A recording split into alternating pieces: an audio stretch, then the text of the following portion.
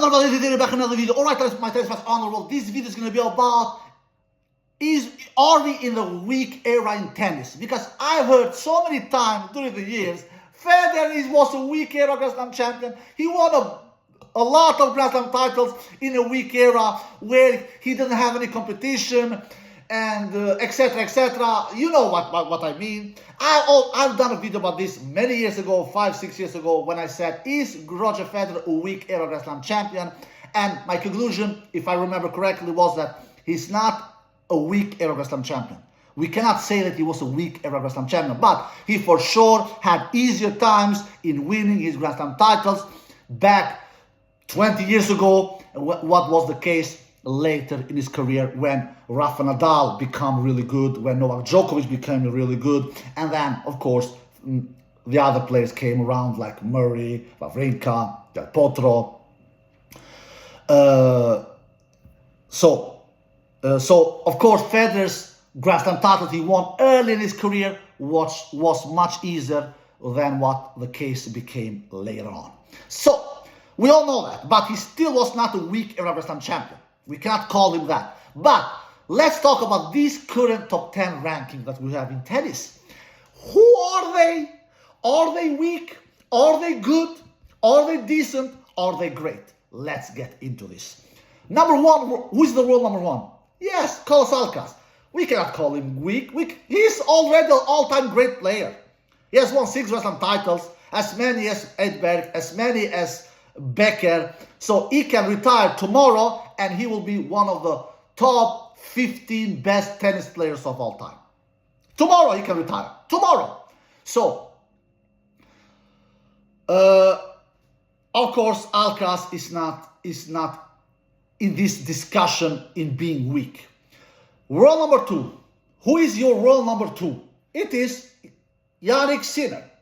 He is a 4 times Grand Slam champion, and he of course is not in this weak department.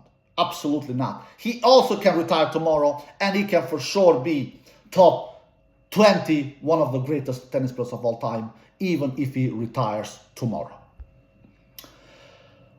Jannik Sinner. So this weak era discussion doesn't include these two. These two are the forces in tennis. These two are the players who have dominated tennis the last 2 years, where they have won the last 8 Grand Slam titles together. So these are not in this discussion, all right? This is not the players I'm talking about, all right?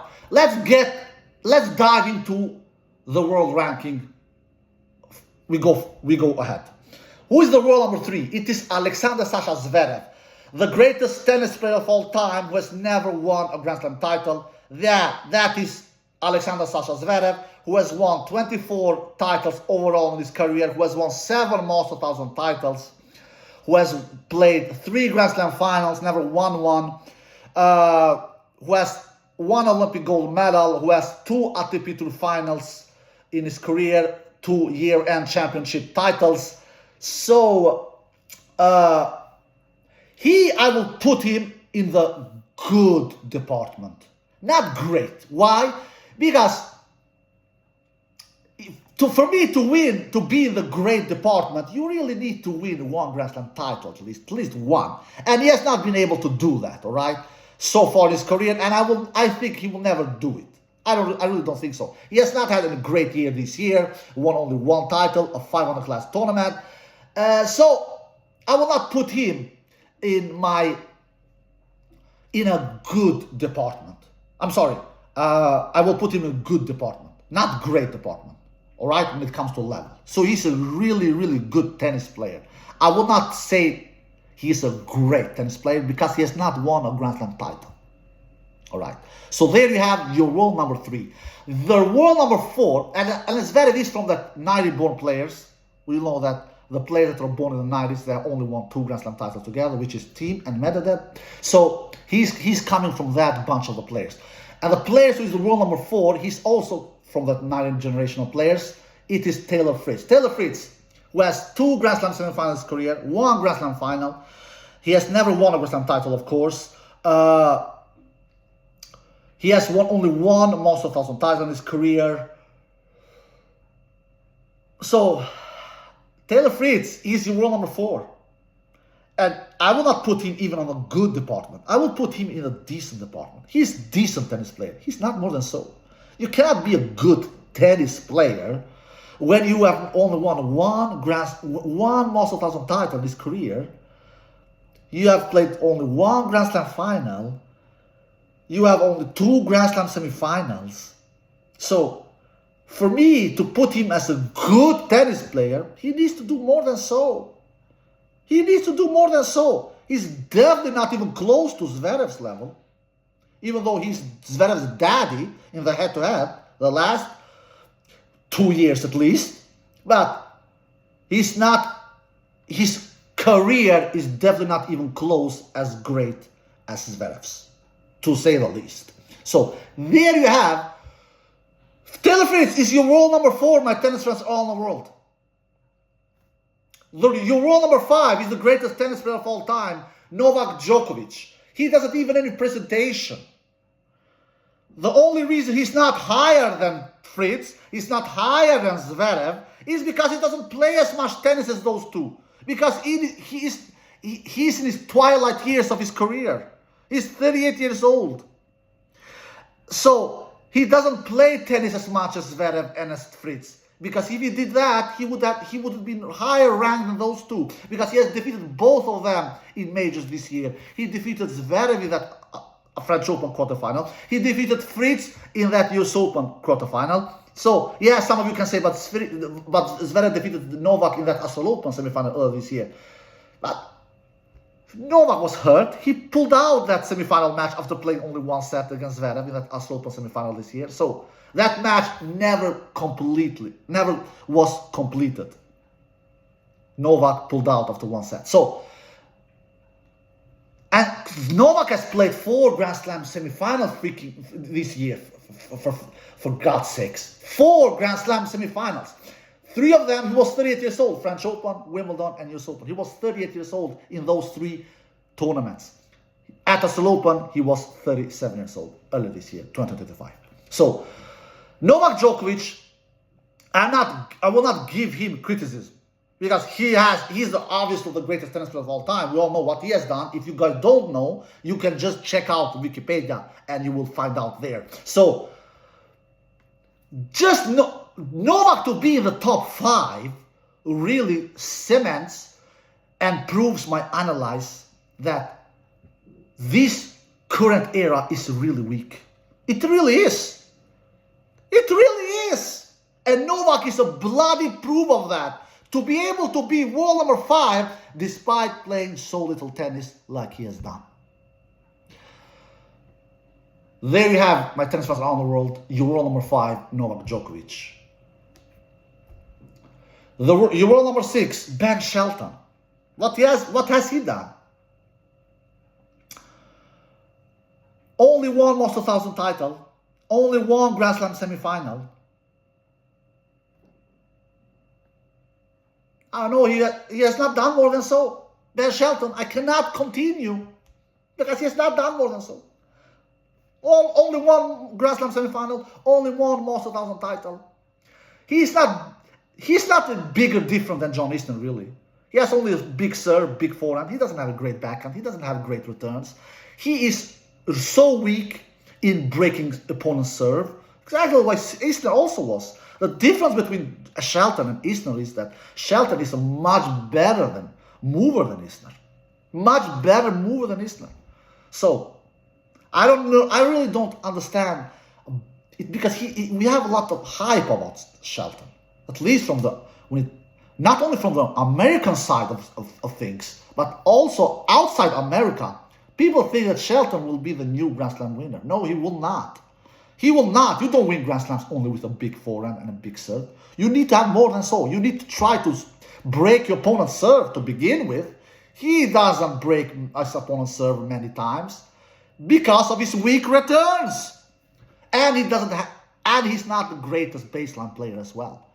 You need to be great from baseline to be able to do big things in tennis. And Shelton for sure is not superior from a baseline. There you have your world number 6, Ben Shelton. The Euro number 7, Alex de Minaur, also coming from these native-born players, who has played 6 Grand Slam quarterfinals and lost all of them. Only 2 other players have done worse than him. Tommy Robredo with 7 Grand Slam quarterfinals, lost all of his 7 Grand Slam quarterfinals. And the record holder, Andrei Rublev, with 10 Grand Slam quarterfinals and lost all of his 10 Grand Slam quarterfinals. De Minaur is in the 3rd spot there to play as many Grand Slam quarterfinals and never win one. So there you have. Of course, de Minaur has never won a Master 1000 title. No, he has never won a Master 1000 title. So you have... I don't know what more to say about him, because he has not achieved more than so. He has not. De Minaur is your world number 7, my tennis friends all around the world. He's coming from these native-born players, this so-called lost generation. Your world number 8, Jack Draper, who has played 1 Grand Slam semifinal, who has won 1 Master 1000 title. Yeah, what can we say more about him? Nothing, really. He has not done more than so when it comes to big things. So, only 1 Grand Slam semifinal he has reached. And he has won only 1 Master 1000 title. In his defense, he's younger than de Minaur, all right? And he's younger than Fritz as well. So he has more time than de Minaur and Fritz to achieve more big things. And the reason I'm not mentioning Zverev is that because Zverev has a much better career than both Fritz and de Minaur. So that is, I can give Jack Draper, in his defense, that is what I can say about Jack Draper. But so far, he has not done superior things, Jack Draper, really. He has not. And he has a lot of injuries. That should also be mentioned. And in tennis, you need to also be healthy. It is pretty important thing to be able to be healthy so you can compete in these tournaments. So there you have your world number 8, Jack Draper. Your world number 9 is Lorenzo Musetti with 2 Grand Slam semifinals, never won a Master 1000 title. That's it. Cannot say more about him because he has not reached more things than that. There you have your world number 9, Lorenzo Musetti. I repeat myself if you forget. 2 Grand Slam semifinals, never won a Grand Slam, never won a Master 1000 title. So there you have it. Lorenzo Musetti is your world number 9, my tennis fans all around the world. Your world number 10 is Karen Khachanov, who has won 1 Master 1000 title, who has reached 1 Olympic gold final, which he lost against Alexander Sasha Zverev, who has reached 2 Grand Slam semifinals. There you have your world number 10, Karen Khachanov. He has not done more than so. And finally, before I wrap this video out there, I will mention the Shanghai Masters this year at the current moment where the ATP Tour players are playing, the Shanghai 1000 Masters tournament in China. Out of 4 top 10 players that we have in the current world ranking, which is Zverev, Fritz, Shelton, and Karen Khachanov, all of these have crashed out before the 4th round. All of these 4 players have crashed out before the 4th round. And 2 of them, they crashed out already in their first match, which is Shelton and Karen Khachanov. The other 2, Zverev and Fritz, they won 1 match and then they crashed out immediately in their second match. So out of 4 of these top 10 players that I just mentioned in this video have not even reached the 4th round in this Shanghai Masters 2025 in China. So are we in a weak era in tennis? Yeah, absolutely. What can we say?